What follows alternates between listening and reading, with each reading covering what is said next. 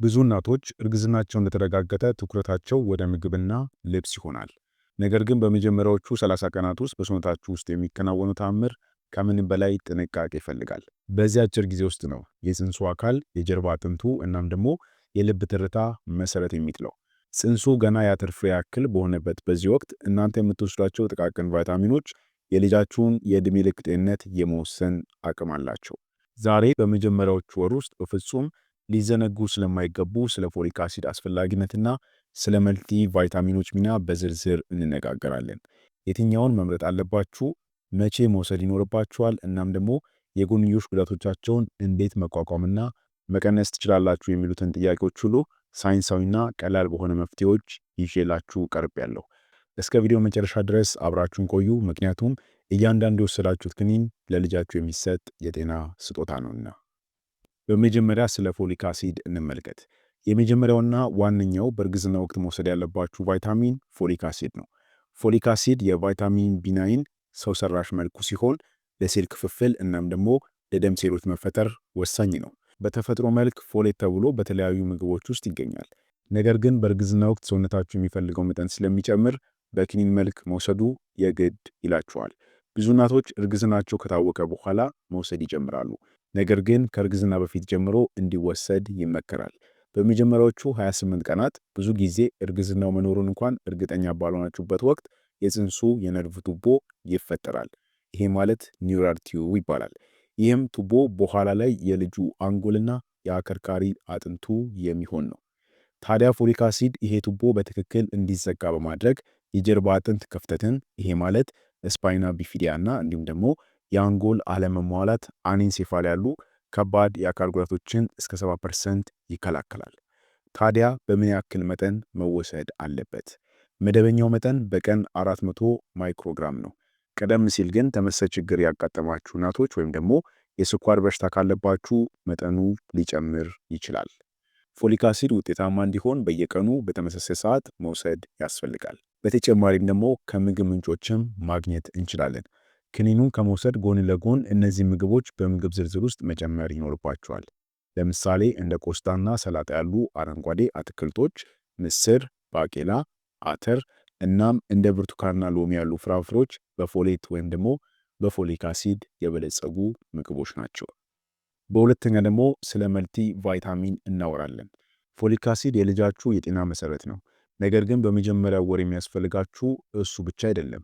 ሁሉንም ቫይታሚኖች በአንድ ላይ የሚይዘው መልቲ ቫይታሚን ወይም ደግሞ ፕሪናታል ቫይታሚንም ያስፈልጋችኋል።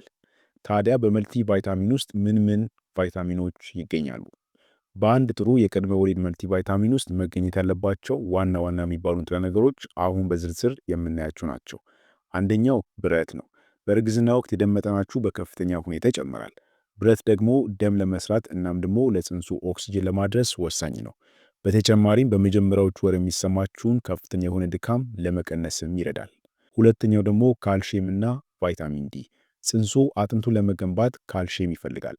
እናቲቱ በቂ ካልሽየም ካልወሰደች ፅንሱ ከእናቱ አጥንት ላይ መውሰድ ይጀምራል። ይህም እናቲቱ ለጥርስና እንዲሁም ደግሞ ለአጥንት መዳከም ይዳርጋታል። በሶስተኛ አዮዲን አለው። ለፅንሱ የአንጎል እድገትና እንዲሁም ደግሞ ለጤናማ የታይሮይድ እጢ ስራ አዮዲን በጣም አስፈላጊ ነው። ሌላው አራተኛ ቫይታሚን ቢ6 በተለይ በመጀመሪያዎቹ 3 ወራት ውስጥ ለሚከሰተው ከባድ ማቅለሽለሽና ትውከት እንደ ተፈጥሯዊ መፍትሄ ያገለግላል። ስለዚህ በአንድ መልቲ ቫይታሚን ውስጥ እነዚህ አስፈላጊ ዋና ዋና የሚባሉ ቫይታሚኖች ይገኛሉ ማለት ነው። ታዲያ ብዙ ጊዜ ለነፍሰ ጡር መልቲ ቫይታሚን ብቻ እንዲወሰድ ይታዘዛል። ምክንያቱም በዛ በአንድ ክኒን ውስጥ አስፈላጊው መጠን ያለው ፎሊክ አሲድም አብሮ ስለሚገኝ እናቲቱ ሁለት ቦታ መውሰድ አያስፈልጋትም። ነገር ግን እናቲቱ የምትወስደው መልቲ ቫይታሚን ውስጥ ያለው የፎሊክ አሲድ መጠን ዝቅተኛ ከሆነ ወይም ደግሞ እናቲቱ ተጨማሪ ደም የሚያስፈልጋት ከሆነ ፎሊክ አሲድና የደም ማሟያ ማለትም አይረን ብቻ ተጨምሮ ሊታዘዝ ይችላል። ግንዛቤ እንዲኖራችሁ የሚያስፈልገው በመጀመሪያው ወር ብዙ ክኒኖችን መውሰድ አይጠበቅባችሁም። ዋናው ነገር በውስጡ ፎሊክ አሲድ፣ አይረን እና ሌሎች ማዕድናትን የያዘ አንድ ጥሩ የቅድመ ወሊድ መልቲ ቫይታሚን ወይም ደግሞ ፕሪናታል ቫይታሚን ማግኘት ነው። ነገር ግን እንደ ሰውነታችሁ ሁኔታ ተጨማሪ ፎሊክ አሲድ ወይም ደግሞ የብረት ክኒን ለብቻ ሊጨመርላችሁና ሊታዘዝላችሁ ይችላል። ታዲያ የትኛውን አይነት መልቲ ቫይታሚን ልምረጥ የሚለው ጥያቄ ሊፈጥርባችሁ ይችላል። ገበያ ላይ ብዙ አይነት ቫይታሚኖች ወይም ደግሞ መልቲ ቫይታሚኖች አሉ። ነገር ግን ትልቁ ጥንቃቄ ለነፍሰ ጡር እናቶች የተዘጋጀ ፕሪናታል መሆኑን ማረጋገጥ ያስፈልጋል። ለምን?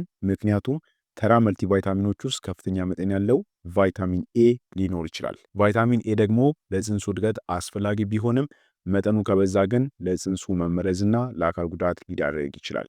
ስለዚህ ሁልጊዜ በሐኪም የታዘዘላችሁን ብቻ መጠቀም አለባችሁ።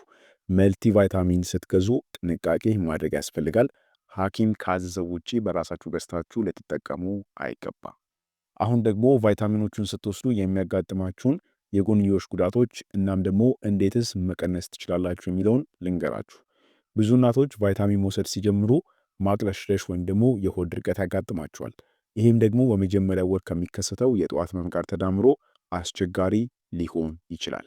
ስለዚህ የመጀመሪያ መፍትሄው ቫይታሚኑን በባዶ ሆድ ከመውሰዳችሁ ይልቅ ምግብ ከበላችሁ በኋላ ወይም ደግሞ ልክ ከመተኛታችሁ በፊት ውሰዱት። ሁለተኛ መፍትሄው ደግሞ ክኒኑን ለመዋጥ የሚከብዳችሁ ከሆነ በፈሳሽ ወይም ደግሞ በሚታኘክ መልክ ያሉትን ሐኪማችሁን ጠይቃችሁ መጠቀም ትችላላችሁ። ሶስተኛ መፍትሄ ደግሞ የሆድ ድርቀት ካጋጠማችሁ የውሃ አወሳሰዳችሁ መጨመርና ፋይበር ያላቸውን ምግቦች ማዘውተር ይኖርባችኋል። ሌላ ግን ከዚህ ቫይታሚን አወሳሰድ ጋር በተያያዘ በድጋሜ እንደ ማስጠንቀቂያ የምነግራችሁ ቫይታሚን ኤ ላይ ነው።